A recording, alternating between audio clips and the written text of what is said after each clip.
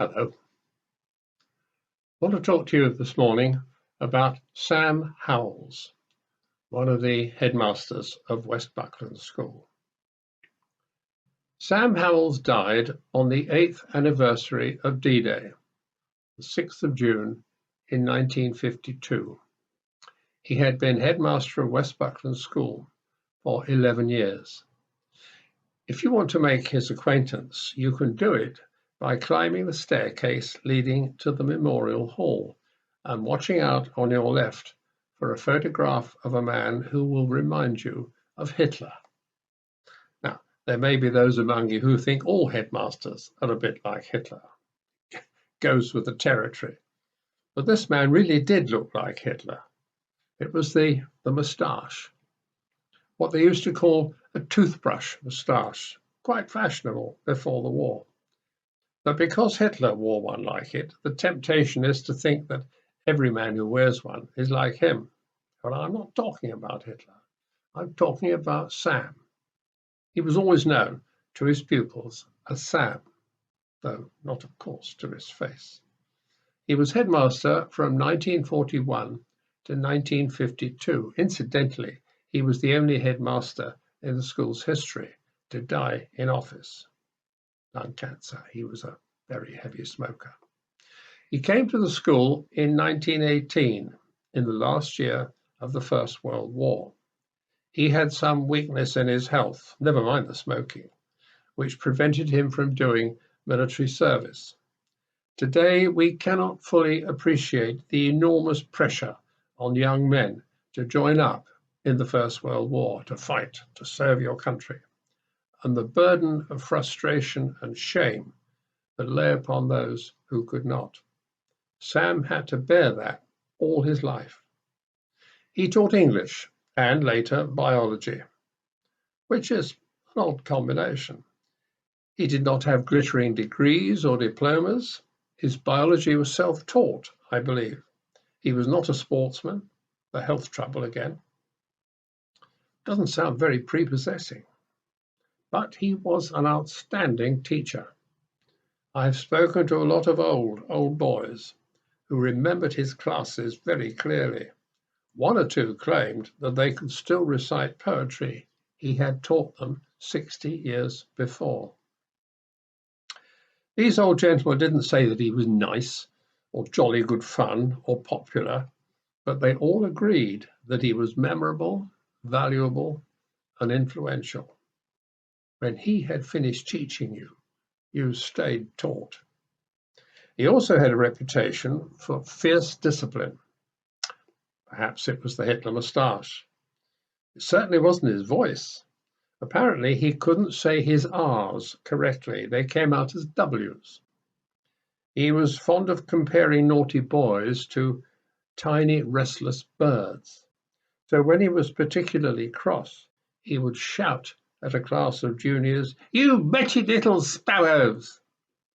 But nobody dared laugh. However, when some of his pupils saw him in action years later, when they themselves were adults, they were surprised to discover that he was not so fierce after all. Sam in time became deputy headmaster and would no doubt have continued to be so had it not been for the war, for Hitler, the real Hitler. The then headmaster left to join the army, and the next headmaster had to retire owing to ill health. So a desperate board of governors invited Sam to take over as headmaster for the rest of the war, which he did. He was faced with what turned out to be the worst decade of the whole century. The actual war lasted 6 years, and we all know about blackout and bombing and rationing and loss and tragedy. But the next 5 or 6 were just as bad in their way. No more physical danger and bereavement, but austerity, shortages of everything from paper to good staff, and still food rationing, which went on for 8 years after VE Day. It wasn't easy. Sam fell back on his trump card, his vast experience. He knew boys through and through and knew how to anticipate them and outthink them. He knew that victory on the battlefield of the classroom went to the one who plans, who leads, who inspires, who knows, and who shows the greatest depths of low cunning. When the war ended, the governors enhanced his status by raising him from caretaker head to official one.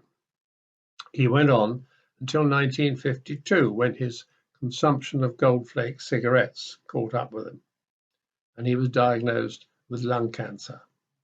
Boys would talk of Sam's Goldflake suit because it smelt so much of stale tobacco. What Sam did between 1941 and 1952 was what hundreds of deputy heads did all over the country: take over the school at a bad time and simply hold it together. The target was survival. Sam did just that, with no fuss and a great deal of common sense and humanity. These caretaker heads were usually men in their middle years who had not particularly wanted to be heads, certainly not in wartime. But they accepted what had to be done, and they got on and did it. They are among the unsung heroes of the profession. That did not mean that they were paragons.